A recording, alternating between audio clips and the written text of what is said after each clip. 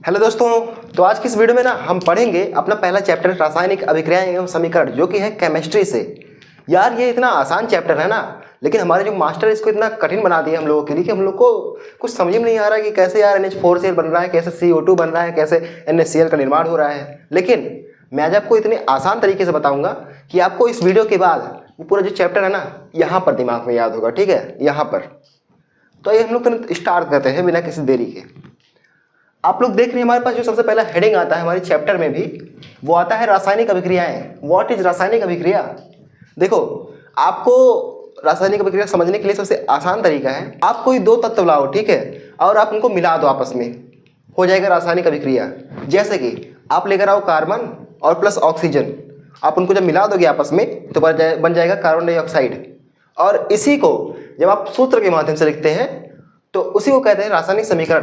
तो देखा आप लोगों ने, हम लोगों ने इतने ही देर में दो हेडिंग निपटा दिए। पहला क्या कि अगर हम दो या दो से अधिक तत्वों को मिलाते हैं तो उससे जब कोई नया पदार्थ बनता है, यानी कि जब कोई नया कंपाउंड बनता है यौगिक, तो उसको रासायनिक अभिक्रिया कहते हैं। और उसी अभिक्रिया को सूत्र द्वारा प्रदर्शित करना रासायनिक समीकरण कहलाता है। जैसे कि देखिए, C+O2 कीप साइड CO2, ठीक, ये बन गया हमारा रासायनिक अभिक्रिया का एग्जाम्पल। बहुत ही आसान एग्जाम्पल है। हम लोग कोई और भी ले सकते हैं, जैसे कि हम लेंगे Na, ठीक, plus Cl keep side NaCl।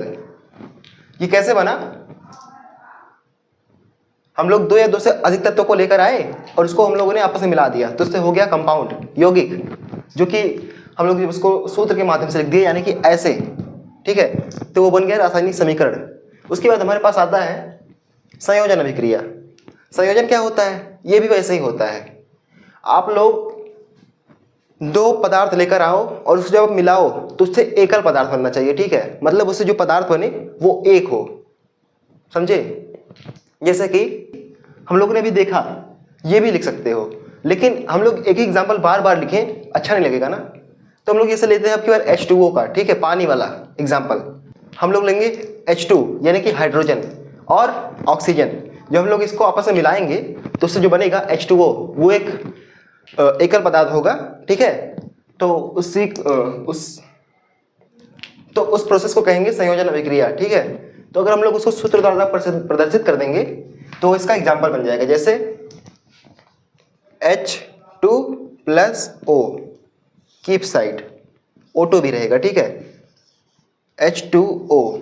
अब यहाँ पर देखिए O जो है 2 है, तो यहाँ पर हम लोग बैलेंस करने के लिए यहाँ पर 2 लगाएंगे, ठीक है, और इसको बैलेंस करना पड़ेगा तो यहाँ पर हम लोग 2 लगा देंगे, ये हो जाएगा बैलेंसिंग।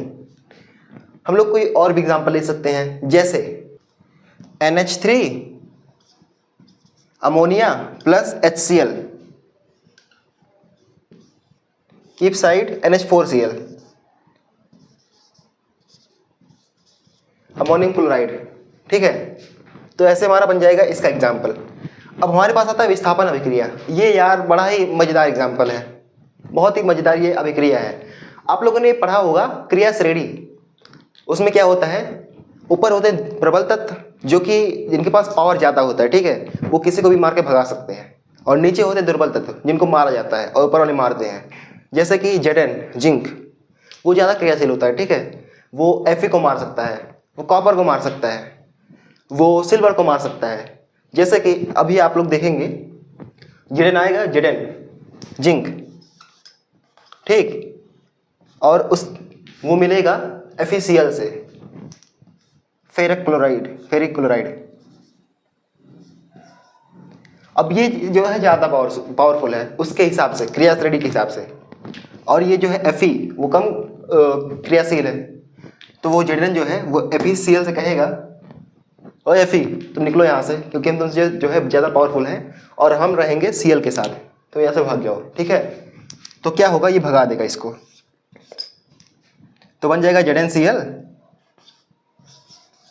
प्लस Fe जो है भैया बाहर हो जाएगा, क्योंकि वो ज़्यादा पावरफुल था, भगा दिया उसको। अब क्या करेंगे, कुछ कर तो सकता नहीं है Fe, क्योंकि कम पावरफुल है, कुछ बोलेगा तो और ज़्यादा मार खाएगा, इसलिए वो भाग जाता है, ठीक है।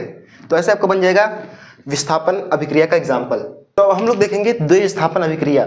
इसमें ज़्यादा कुछ नहीं होता है, इसमें जो इसके मतलब पदार्थ होते हैं ना, इसके आयनों की अदला बदली हो जाती है। मतलब ये जो है देखिए, एक कंपाउंड रहेगा और एक कंपाउंड रहेगा।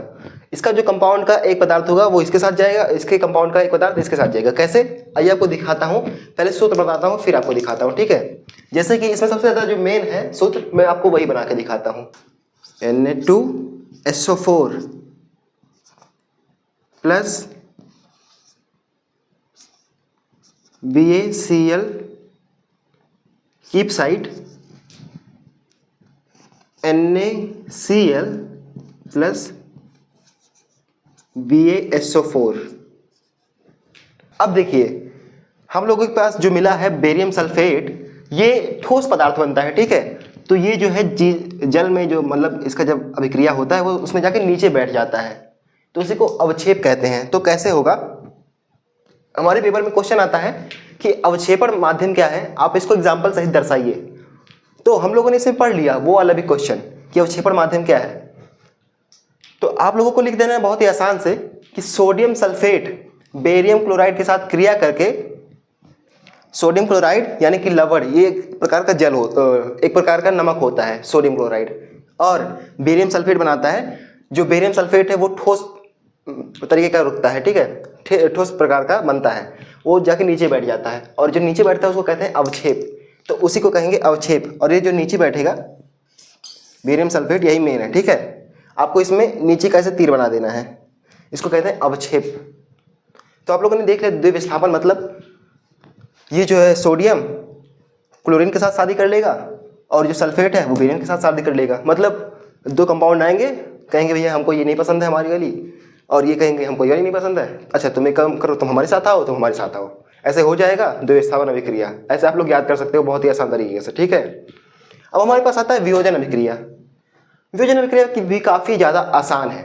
मतलब आप लोग नाम से जान गए हो कि वियोजन मतलब टूटना। जब भी कोई पदार्थ जो है कंपाउंड वो किसी बाहरी प्रभाव के कारण टूट जाता है दो या दो से अधिक भागों में, तो उसी को वियोजन कहते हैं यार। बहुत ही सिंपल है। अगर आपको इसका सूत्र द्वारा प्रदर्शित करना है ना, कुछ मत करो, आप लेकर आओ C+O2। देखो कैसे, CO2 लेकर आओ,